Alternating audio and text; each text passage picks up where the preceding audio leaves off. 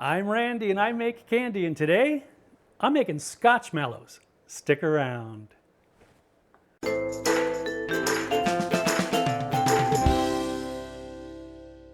Greetings, my confectionery compadres, and welcome to Randy Makes Candy, where I help you make tasty treats that people love to eat.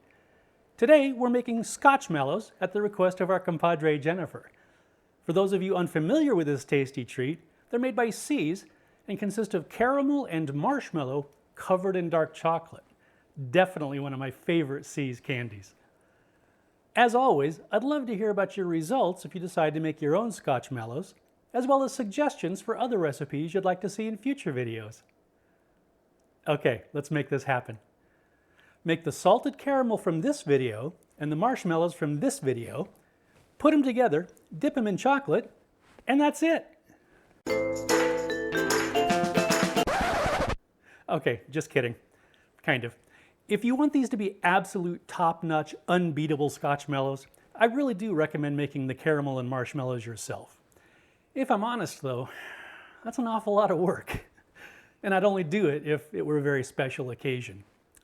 But I still want Scotch Mallows, dagnabbit. What to do, what to do. Here's what I did. I used 15 Kraft caramels, don't forget to unwrap them, 1/4 cup of butter, 200 grams of sweetened condensed milk, 200 grams of chocolate chips or melting wafers, and a couple of regular-sized marshmallows. I'm using the Color chocolate, which seems to work fine with that tempering. If you use anything other than melting wafers though, I'd recommend tempering it as described in the episode I did a while back. Okay, let's make some candy.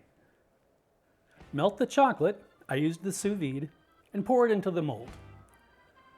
I've shown you how to kind of paint the chocolate up the sides of the mold, but here's another way to do it that I actually like much better. Put the mold on a rack and fill the cavities all the way to the top.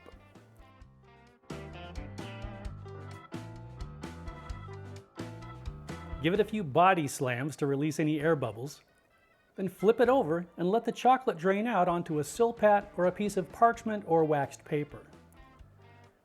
Tap the bottom of the mold a few times to help the chocolate find its way out. If you want to channel your inner Phil Collins, you can tap it like this. This technique takes a little practice. If you don't let enough chocolate drain out, you'll have very thick walls that are difficult to bite through and don't leave much room for fillings. If too much drains out though, the walls of your candy will be very thin and might break as you try to pick it up.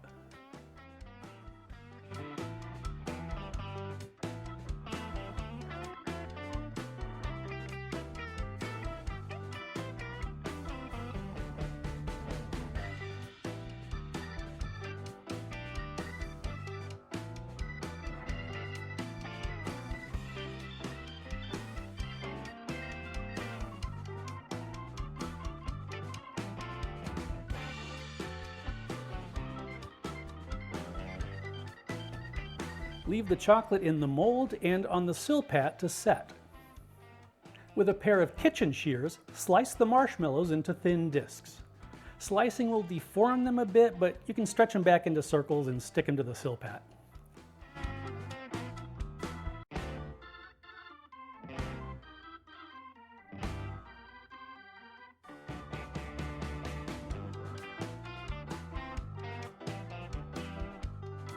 Now, in a small pan over medium heat, add the sweetened condensed milk and butter.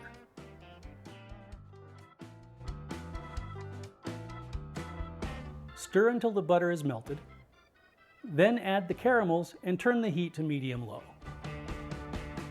Stir this continuously so the caramels don't burn. When the caramels are fully melted, pour the mixture into some jars and set them aside to cool.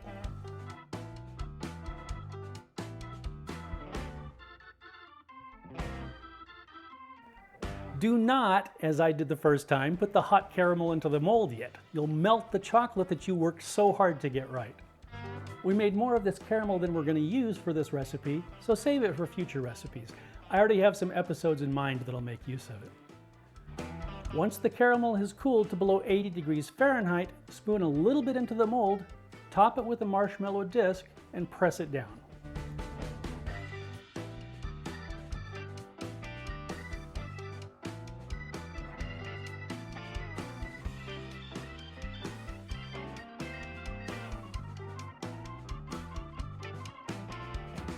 take the drained chocolate and remelt it, same way you did the first time.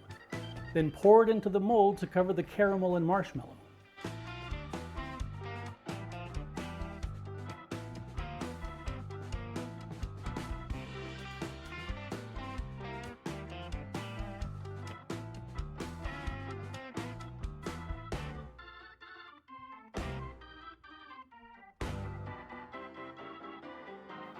Allow the chocolate time to set, and that's it.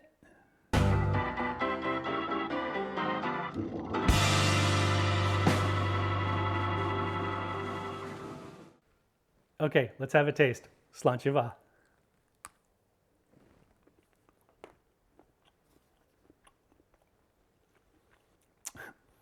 That is just phenomenal. The slight bitterness of the dark chocolate works great with the super sugary marshmallow. The chocolate has a nice snap, and the caramel and the marshmallow are nice and chewy. This absolutely brings everything together. You really ought to try these. If you enjoyed your time here in the Candy Kitchen, please like, share, and subscribe. Thanks for sticking around, and I hope you'll join me next time.